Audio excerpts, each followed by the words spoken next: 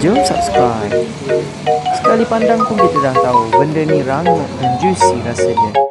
Jadi, hari ni aku bawa korang makan dekat Cowboy Shah Alam. Cowboy ni pakar dalam penyediaan chicken tenders dan ayam goreng.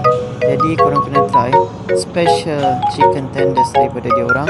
Semuanya homemade, daripada tepung, daripada ayam. Dia punya perapan tu rasa sampai ke dalam. Hari ni aku bawa korang makan dekat Cowboy Fried Chicken. Boleh tengok ni, Cowboy Fried Chicken yang terletak di Shah Alam.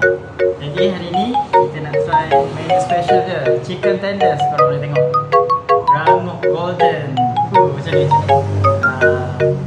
Jadi jom kita try chicken tenders dengan sos special dia, itu sos ranch. Ini homemade dan tepung dia juga homemade. Ada 15 rempas dalam ni. Rempah. Macam tu. Jadi jom kita try. Bismillah.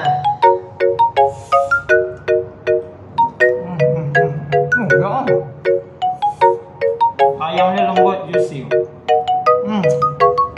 Jangan lupa like, subscribe, share.